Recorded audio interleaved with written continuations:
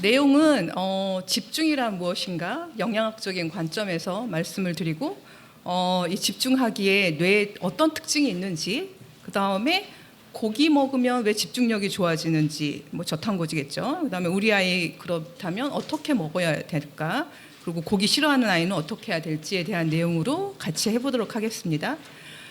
집중이란 무엇일까요? 이게 이제 저도 막 검색을 해봤거든요. 근데 딱 정의한 게 없더라고요. 그냥 의자에 앉아 있는 거, 꼼짝 않고 뭐에 몰두하는 거, 그런 건 이제 피상적인 거고, 뭔가 집중력이 좋은 사람들은 그게 공부가 됐든 사업이 됐든 요리가 됐든 예술이 됐든 목표 달성률이 굉장히 올라가는 것 같아요. 저절로. 저는 이 저탄고지인들 좀 영양 상담을 하면서 자녀가 산만하다고 이제 상담을 하시는 분들이 있어요. 그래서 이제 이렇게 제 경험을 바탕으로 보니까 영양이 불균형한 아이들은 좀 산만한 경향이 있어요. 그 불균형의 정도가 더 심할수록 산만함도 더 심하고 ADHD로 진단받는 경향들이 있더라고요. 그래서 그 영양 불균형의 어떤 부분이 문제인지 그걸 또 보완해서 균형 쪽으로 바꿔주니까 저절로 집중력이 올라가는 경험들을 많이 했습니다. 그래서 뭔가 집중과 영양은 굉장히 밀접한 연관이 있다는 것을 경험적으로 알게 됐어요. 이 친구가 이제 제가 도와준 한 사례인데, 초등학교 3학년 ADHD 진단을 받은 친구예요. 근데 워낙 성격이 좋고 반에 좀 어려운 애들을 적극적으로 도와주고 해서 인기가 굉장히 많은 친구였고, 그래서 선생님도 그렇고 이 부모님도 그렇고 별로 얘는 공부 안 해도 괜찮아 하는 아이였어요. 근데 산만해서 숙제하는데 시간이 오래 걸리고, 그래서 어떻게 하면 얘를 산만함을 줄여줄까? 근데 이제 당을 많이 먹으면 산만함이 많아진다. 그래서 어떻게 하면 당을 줄일까 고민하던 상황이었어요.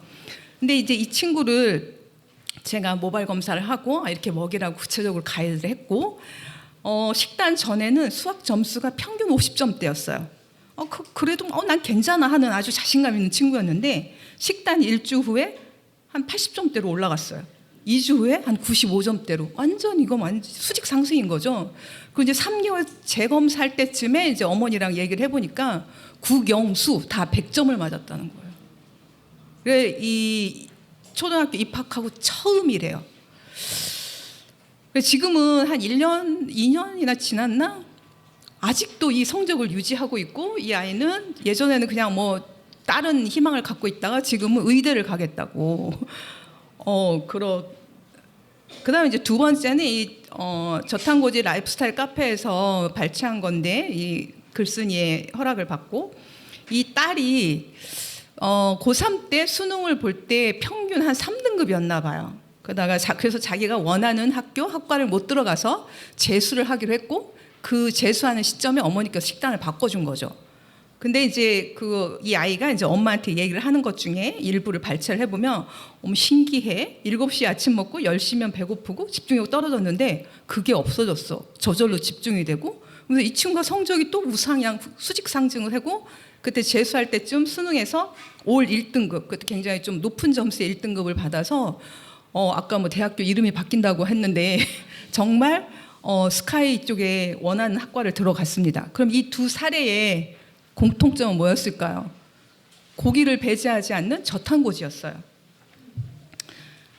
그러면 왜 고기 먹으면 집중이 잘 될까? 우리 그 이유를 알아보기로 해요. 그 전에 답을 구하기 전에 뇌의 특징을, 아마 오늘 치매든 뇌전증이든 제 집중 뭐 다 얘기를 하는데, 이 뇌의 특징에서 아마 왜 저탄고지 지방이 그런 문제가 되는지, 그런 치료식이 되는지에 대해서 아마 답을 구하실 수 있을 것 같아요. 뇌는 에너지 소비가 굉장히 많아요. 우리 몸 전체 성인 경우에 전체 몸무게에서 뇌가 차지하는 비중은 2%밖에 안 돼요. 굉장히 작죠. 그런데 에너지 소비는 전체 에너지 소비량의 20%를, 굉장히 욕심쟁이죠. 다 갖다 끌어다 쓰는 거죠. 그 다음에 구조적 특징은 아까 뭐 황성희 원장님도 얘기를 하셨지만 지방 덩어리라고 볼 수 있어요. 그 다음에 콜레스테롤 함량도 굉장히 고밀도로 농축돼 있어요. 전체 몸의 4분의 1이 뇌에 집중돼 있는 거죠. 그럼 이러한 구조적 기능적 특징으로 인해서 뇌는 정보 처리를 해요. 근데 외부에서 시각 정보든 청각 정보도 들어오면 그걸 전기 신호와 화학 신호로 변환해서 정보 처리를 해요. 그 결과 우리는 집중도 하고 인지도 하고 뭐 온갖 삶을 다 영위할 수 있는 거죠. 이 뇌에는 한 1000억 개의 뇌세포, 그러니까 우리가 뇌의 신경 기능을 담당하는 구조적 기능 단위가, 기능적 기본 단위가 뉴런, 신경세포예요.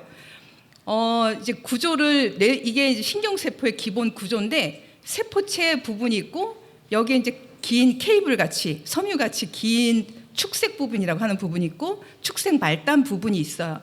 이 세포체를 보면 굉장히 가지가 많이 뻗어 있죠. 이거는 표면적을 극대화해서 신호를 순식간에 다량의 신호를 받아들이기 위한 구조인 거예요. 그 다음에 여기 이제 축색 부분, 그리고 이 세포체에서 그 외부 신호를 전기 신호로 바꾸는 일을 해요. 그 다음에 그 전기 에너지, 전기 신호가 만들어지면 이 긴 케이블을 따라서 축색 말단으로 전달을 하는데, 가다가 전기가 누전이 될 수 있잖아요. 그럼 전기가 새버리면 신호가 약해지고 뭔가 제대로 신호가 전달이 안 되겠죠. 그래서 이렇게 절연 테이프 싸놓은 것처럼 미엘린이라고 하는 지방 덩어리로 싸놨어요. 그래서 이러한 구조 때문에 그 긴 케이블을 순식간에 전기 신호가 약해지지 않고 전달이 가능한 거예요. 근데 만약에 이 미엘린 층이 손상이 됐다. 어떻게 되겠어요? 가다가 멈추겠죠. 그 다음에 여기 끝에 축색 말단도 가지가 많이 뻗어 있잖아요. 그리고 이웃 세포의 다른 가지 돌기랑 접촉하는 부분이 이 축색 말단이에요. 그래서 이것도 가지가 많이 뻗어 있는 거는 표면적을 극대화해서 순식간에 정보를 전달하기 위해서 이런 구조를 갖는 거죠. 그래서 이 신경세포와 신경세포의 가지 부분이 접촉하는 부위, 여기가 시냅스예요. 이 신경세포가 그 에너지를 굉장히 많이 소비하거든요. 특히 이 시냅스 부분에서 거의 80%가 소비가 된대요. 그러면 집중 시에 이 신경세포에서는 어떠한 생리학적, 생화학적 반응이 일어나는지를 볼게요. 여기가 이제 시냅스 부분이에요. 외부에서 어떤 자극, 여러분도 지금 나 쳐다보고 있고 듣고 하잖아요. 이런 신호들이 전기 신호로 바뀌는데, 그 전기 신호로 바뀌는 과정에 ATP라고 하는 에너지, 우리 몸이 사용 가능한 에너지인 거죠. 이 에너지가 굉장히 많이 필요해요. 그래서 이 에너지가 충분하지 않으면 전기 신호가 제대로 안 만들어져요. 이 ATP 에너지는 우리가 먹은 음식을 연소해서 대사적으로 끌어내는 에너지인 거죠. 그 다음에 이 부분에 시냅스 부분에서 이 전기 신호는 화학 신호로 변환이 돼요. 그 과정에 칼슘, 마그네슘 이런 미네랄들이 또 필요해요. 그러면 이제 고기 먹으면 왜 집중이 잘 될까? 첫 번째, 고기 먹으면 집중 잘 되는 이유는 여러 가지가 있어요. 근데 저는 대표적으로 3가지를 말씀을 드릴게요. 대사 효율, 즉 ATP 생성량이 증가돼요. 그래서 보다 더 잘 전기 에너지를 생성할 수 있겠죠. 특히 그 핵심의 지방이 메인이겠죠. 아까 그 친구 첫 번째 모바일 검사했을 때 대사 속도가 15 정도였어요. 이게 의미하는 바는 뭐냐면, 우리 일생을 두었을 때 신생아 때는 굉장히 빨라요. 그러다가 평균적으로 한 3 내지 10세 정도 되면 느린 대사로 바뀌고, 그 느린 대사인 채로 일생을 마감을 해요. 근데 에너지 대사, 아까 ATP 생성 효율은 대사가 너무 빠르지도 않고 너무 느리지도 않을 때, 이때 최대의 ATP를 끌어낼 수가 있어요. 그럼 이 친구를 보면 아까 15였었죠. 그러다가 3.7, 요 부분 좀 적당한 대사 범위로 왔어요. 그러니까 ATP를 많이 잘 생성했을 거다라고 이제 짐작할 수 있겠죠. 그 다음에 고기 먹으면 왜 집중이 잘 되는지, 2번째는 충분한 지방을 섭취하게 돼요. 뭐 갈비, 뭐 등심, 삼겹살 등등. 그러면 혈당과 인슐린이 굉장히 안정화가 되죠. 지방 섭취했을 때 탄수화물은 뭐 롤러코스터를 타고 대사가 굉장히 안정화가 돼요. 이 부분 넘어갈게요. 저탄고지 하시는 분도 너무 잘 아는 부분일 테니까. 저탄고지 시에 에너지원의 효율적 분배가 일어나요. 예를 들어서 그냥 일반 우리가 정부에서 가이드하는 탄수화물 위주의 식단을 하게 될 경우에는 아까 혈당이랑 인슐린 요동치면서 이 대사가 불안정하게 돼요. 원래 심장이나 근육 같은 이런 골격, 근육 세포들은 지방을 에너지원으로 쓰이도록 설계돼 있어요. 그런데 탄수화물 위주의 식단을 했을 때는 얘네들도 충분한 에너지를 공급받지 못하고 또 인슐린이 이렇게 춤추는 상황에서는 지방을 효율적으로 쓸 수가 없어요. 더불어 뇌에도 포도당 공급이, 혈당 공급이 원활하지 않겠죠. 가다 끊기고. 그런데 저탄고지를 하면 혈당과 인슐린이 안정적이 되죠. 이 상황에서는 어떻게 되냐면 이 앞에 고탄수화물 위주로 할 때는 예를 들어 가지고 사람들이 다 닭다리만 좋아하는 사람만 모여 있어요. 그래가지고 서로 닭다리 먹다고 싸우는 격이죠. 근데 저탄고지 식사를 하게 되면 이 닭다리 좋아하는 사람, 날개 좋아하는 사람, 가슴 좋아하는 사람 다 달라서 서로 편안하게 맛있게 먹는 거죠. 우리 조직들도 그 에너지원을 선호하는 게 다 다른데 이 저탄고지를 하게 되면 심장이나 근육은 지방을 이용하면서 굉장히 편안해지고 뇌는 안정되게 혈당을 공급받으면서 뇌도 굉장히 편안해지는 거죠. 뭔가 이제 그 혼란 뒤죽박죽했던 게 정상적으로 제자리를 찾아가는 거죠. 또한 저탄고지 고기를 먹게 되면 부가적인 에너지원 케톤을 이용할 수가 있어요. 뇌가 이 부분은 뭐 앞에 연사분들이 계속 얘기를 해서 또 반복적으로 얘기하지만 이 포도당은 이제 미토콘드리아가 대사 공장이에요. 여기서 ATP가 대량 생산되는 곳이고 칼로리원이 본격 연소되는 곳이거든요. 근데 포도당은 이 미토콘드리아까지 들어가기가 아주 11단계를 거쳐야 되고 그 과정에 큰 고비가 막 몇 개가 있어요. 그래서 그걸 넘는 거에 너무너무 힘들어요. 그런데 케톤은 3단계면 되고 전혀 어려운 게 굴곡이 없어요. 그냥 하이패스 그냥 스트레이트로 이 에너지 공장으로 들어갈 수가 있어요. 또한 연소됐을 때 그람당 만들어지는 ATP도 탄수화물 포도당 대비 케톤은 훨씬 더 많은 ATP를 별로 수고롭지 않게 만들 수가 있는 거죠. 그래서 대사 안정화 이런 이유로 고기 먹으면 집중이 잘 된다. ATP가 아까 관건이었죠. 전기 에너지 만들 때 ATP 필요하다. 그게 원활하게 잘 된다. 고기 먹으면. 두 번째, 고기 먹으면 왜 집중이 잘 될까? 콜레스테롤 얘기 아까 황석희 원장님이 잠깐 말씀드렸는데 이 콜레스테롤이 우리 저탄고지 있기 전에는 정말 죄악시되고 온갖 건강 문제의 범인이었고 쓰레기 같은 그런 성분이었는데 이 사이언스라고 하는 저널이에요. 이게 세계적인 정말 넘버 1, 2를 다루는 그런 권위 있는 학술지인데 2001년도인가 이게 그 연구자들이 이제 한 10여 년을 연구를 했어요. 이게 이 시냅스 아까 이 가지쳐진 부분 이 부분이 얼만큼 잘 형성되냐가 그 사람의 인지 기능, 뭐 학습 능력, 이 뇌 기능에 필수적이에요. 나이가 먹으면서 이 가지 뻗은 게 둔탁해지면서 인지 기능 떨어지고 신호 전달 떨어지고 뭐 그렇게 되는 거죠. 그래서 이 부분에 결정적으로 시냅스 형성에 관여하는 없어서는 안 될 필수 성분이 뭔지에 대해서 한 10여 년을 찾아 헤맸는데 결국 찾다 보니까 그게 뭐였냐면 콜레스테롤이었어요. 콜레스테롤 없이 신경세포를 배양하니까 이 시냅스가 형성이 안 됐는데 배지에 신경세포를 키우는 배지에 콜레스테롤을 첨가를 하니까 여기 막 가지쳐진 거 보여지시죠? 그래서 뇌 기능에 이 시냅스 형성에 그다음에 시냅스 기능에도 여러 논문들이 시냅스 형성에도 그렇지만 시냅스에서 신호 전달하는 과정 아까 화학 신호로 바뀐다고 했죠. 그 과정에 콜레스테롤이 지대한 역할을 하는 거예요. 그리고 이 부분에 콜레스테롤이 많이 집중 분포돼 있고 콜레스테롤 부족하면 노년기 아까 콜레스테롤 부족했을 때 뇌발달 아이들 그것도 참 지연이 되고 문제가 되는데 노년기에서도 치매 이러한 거에 콜레스테롤이 부족하면 시냅스 기능과 형성이 잘 안 되면서 기억력, 인지능력, 학습능력 이런 게 떨어지더라. 그래서 콜레스테롤은 뇌 기능이 없어서는 안 되는 거고요. 콜레스테롤을 사료에 넣어줬더니 손상됐던 미엘린, 아까 미엘린이 절연 역할을 한다고 했죠. 그래서 전기 신호를 재빠르게 강하게 보내는데 미엘린의 지방층은 필수적인 구조인데 콜레스테롤이 그 미엘린 복원을 촉진을 해줘요. 재생에도 하고 새롭게 형성된 데도 그렇고 이 미엘린, 사람의 미엘린층에 보면 콜레스테롤이 그 지방의 전체 지방의 한 27%, 28%를 차지해. 거기도 콜레스테롤이 굉장히 밀집되어 있는 거죠. 그래서 그 다음에 이제 세 번째, 고기 먹으면 왜 집중이 잘 될까요? 이 부분은 아마 어디서도 못 들은 얘기일 것 같아요. 뇌는 아까 전체 에너지 20%를 쓰는 대신에 굉장히 산화적 스트레스에 취약해요. 산소도 많이 쓰고 대사가 왕성하게 일어나니까. 그래서 활성산소가 막 굉장히 많이 생겨요. 아까 이용 원장님도 말씀하셨듯이.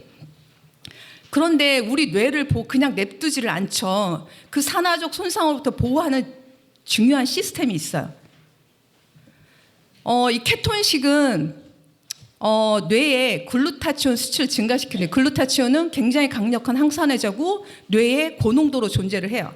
간질 환자한테 케톤식을 먹였더니 건강 대조군에 비해서 뇌에 글루타치온 수치가 올라갔어요. 어떻게 케톤을 하면 이게 강력한 항산화제 글루타치온 수치가 올라갈까요? 여러분도 혹시 생각해 보셨어요? 왜 올라갈까요? 아까 뭐 활성산소가 줄어든다고 했는데 글루타치온 때문에 줄어드는 것 같긴 한데, 그러면 아까 간질 환자에서 케톤식을 하니까 글루타치온 수치가 올라가요? 그 결과 활성산소 이런 걸로부터 뇌가 보호되는 거죠. 글루타치온이 어떻게 해서 올라갈까요? 케톤은 이제 뇌가 아까 부가적인 에너지원으로 케톤을 뇌가 쓸 수 있잖아요.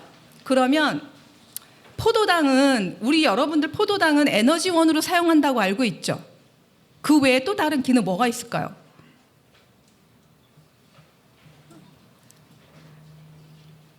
이 케톤식을 하면 뇌에 케톤을 에너지원으로 쓰면서 포도당을 에너지원으로 아까 안 쓴다고 했죠. 그러면 포도당은 해당 과정과 TCA 사이클을 거쳐서 굉장히 비효율적으로 어렵게 에너지원으로도 쓰일 수가 있지만, 케톤이라고 하는 굉장히 효율적인 에너지원이 오면 그래, 에너지 담당은 케톤 네가 해, 지방 너가 해, 나는 내 본연의 임무를 할게 해서 이 5탄당 인산화 경로라고 있어요. 펜토즈 파스페이트 패스웨이라고 있는데, 포도당만이 이 과정을 거쳐서 NADPH라고 하는 환원제가 만들어져요. 이거는 포도당만이 가능해요. 어떠한 것도 이걸 대체할 수가 없어요. 그래서 케톤식을 하면 뇌에서 포도당만의 고유 역할, 독점적 역할에 충실하게 돼요. 포도당이 제 본연의 역할을 하게 되는 거죠. 그 결과 글루타치온이 재생이 될 수가 있어요. 이 NADPH를 사용을 해서 글루타치온이 재생이 되고 활성산소를 뇌에서 줄여주게 되는 거죠. 그래서 케톤식을 하면 활성산화적 스트레스로부터 뇌가 보호된다라고 볼 수 있는 거예요. ADHD 사례, 이건 또 다른 남학생인데, 이 친구는 좀 어머니가 여건상 영양 관리를 해줄 수 없는 환경이었어요. 그래서 가공식품, 인스턴트 식품을 많이 먹었고 1학년 때 진단을 받았고 약으로만 관리를 했던 친구예요. 근데 갈수록 이제 약이 늘어나게 되죠. 약이 내성이 생기면서, 그러면서 약이 늘어나면서 영양적 관리를 잘 도움을 못 받다 보니까 부작용이 굉장히 많이 생겼어요. 심해지고 충동적이고 공격적이고 각종 틱이 생겼고 급기야 자기 목을 졸라서 자해까지 하는 그런 상태까지 갔었는데, 6개의 약도 더 이상 소용없는 상황이었었던 거죠. 이 친구를 이제 제가 도와줬는데 아주 극단적인 빠른 대사가 나왔어요. 그리고 더불어 중금속도 있었고요. 3개월 영양 관리하면서 대사 속도는 -5. 적당한 느린 대사가 됐고, 굉장히 이전에는 어머니와 공격적으로 싸우고 충동적이고 이게 합리적인 대화가 안 되는데 이 식단 바뀌면서 이제 또 뭐 이 친구는 너무 식단만으로는 좀 힘들어서 영양제도 도움을 받은 친구죠. 그래서 뒹굴뒹굴 순환 집코기가 됐어요. 그 다음에 재검해서 보니까 알루미늄이 정말 하늘 높게 치솟았어요. 이 알루미늄은 아까 뇌에서 전기 에너지가 ATP 에너지를 이용해서 전기 신호 바꾼다고 했죠. 그게 전문 용어로는 소디움 포타시움 ATPage라고 하는 게 있어요. 그거를 차단을 시켜버려요. 막아서 뇌에서 전기 에너지가 만드는 과정을 방해해버리는 거죠. 그래서 알루미늄이 높을수록 ADHD와 연관이 있고 치매와 연관이 있고 각종 그 뇌 건강과 문제가 있는 게 알루미늄인 거죠. 그래서 저는 이제 집중을 영양학적으로 생화학적으로 정의를 내려볼까 합니다. 집중하려면 ATP, 대사적 에너지가 충분해야 되고 대사가 원활해야 돼요. 근데 저탄고지를 하고 지방을 충분히 먹으면 그게 정상화가 되는 거죠. 정보 전달에 필요한 화학신호로 바꾸는 과정에 미네랄이 또 충분히 구비가 되어 있어야 합니다. 그래서 집중하려면 또한 뇌세포 작동과 에너지 대사를 방해하는 중금속 문제가 해소되어야 합니다. 그래서 집중은 생화학적 반응이다. 시냅스에서요. 그러면 이제 지금까지의 강의를 들은 여러분들은 근데 우리 아이한테 고기 잔뜩 먹여야 되겠다, 버터 잔뜩 먹여야 되겠다. 그래서 조급증이 생길 수도 있을 거예요. 내 자녀가 안 먹는다고 하면 과연 그게 고기만 먹이는 게 답일까? 어떻게 먹이는 게 답일까? 저는 그 답을 찾기 위해서 모유의 성분을 봤어요. 에너지 구성비 봤더니 지방이 한 52%, 단백질이 6%, 생각보다 작죠. 그 다음에 탄수화물이 42%, 굉장히 많죠. 그래서 아까 최경영한테도 잠깐 얘기를 했지만 우리는 생애를 나이별로 신체랑 이 체 조성이 달라요. 또 남녀도 또 다 차이가 있어요. 이 아기 때 보면 이 두뇌가 신경계가 차지하는 비율이 굉장히 커요. 이 몸통 팔다리에 비해서. 근데 커갈수록 이 영유아기 때에는 특히 모유 먹는 시기에는 신경계가 엄청나게 발달을 해요. 한 2세에 성인의 한 80%까지 완성이 되죠. 8세 되면 한 100% 완성이 되고, 그래서 이 어린 1세 이하에는 뇌에 집중된 저탄고지가 필요한 것 같아요. 그래서 지방은 그대로 한 50% 정도로 유지를 하고, 탄수화물은 이거는 이제 한 6개월 정도까지의 모유 성분은, 그렇다고 하면 탄수화물을 좀 줄여가면서 단백질을 늘리는, 그래서 이 몸통과 팔다리 근육이 형성될 때 단백질이 필요하니까. 그래서 저는 어떻게 이제 했냐면 우리 아기가 있으면 고기 한 주먹, 탄수화물 한 주먹, 뿌리채소 한 주먹. 아까 물론 고기에도 뭐 미네랄 있고 비타민 있지만 칼로리 대비로 생각을 해야 되거든요. 그래서 칼로리 대비 미네랄 함량이나 이런 거 친다고 하면 현저히 고기만으로는 부족해요. 아까 그 화학신호를 바꿀 때 미네랄도 필요했잖아요. 그래서 애들은 뿌리채소는 잘 안 먹어요. 그래서 잎채소. 그래서 뿌리채소 위주로 채소류를 미네랄 보충용으로 넣어주는 게 필요하죠. 더불어 지방을 추가를 해줘야 돼요. 그래서 보면 모유 에너지 구성 대비 이걸 기준으로 해서 시작을 이게 결론인 거죠. 그래서 애한테 또 나이가 똑같다고 하더라도 애의 기능적 차이가 있거든요. 그래서 이걸 기준으로 해서 먹여보고 가감을 하시면 될 것 같고, 더 좋게는 검사를 해서 기능의학병원을 가시든지 검사를 해서 내 아이의 맞춤 식단을 찾아가는 게 좋을 것 같아요. 아까 고기 싫어하는 아이는 어떻게 해야 될까요? 우격다짐 쫓아가면서 한 입만 하는 건 결코 답이 아니에요. 분명히 얘는 담즙이 분비가 잘 안 된다던가 장에 문제가 있다던가 고기를 이용하지 못하기 때문에 닿는 거거든요. 그래서 그 문제를 확인을 해서 그걸 해결해 주는 첫 번째, 저는 소화 요소는 꼭 한번 시도를 해보셔라. 담즙이나 단백질 분해 요소가 있는 그거 시도해 보시고, 그 다음에 더 한 발짝 나간다고 하면 기능 평가를 해라. 그래서 고기를 이용할 수 있는 몸이 되도록 기능을 바꿔줘가면서 서서히 식단 변화를 하는 게 맞다. 네. 그래서 우격다짐 고기 억지로 넣으시려고 하지 말아주세요. 네, 감사합니다. 여기까지. 네.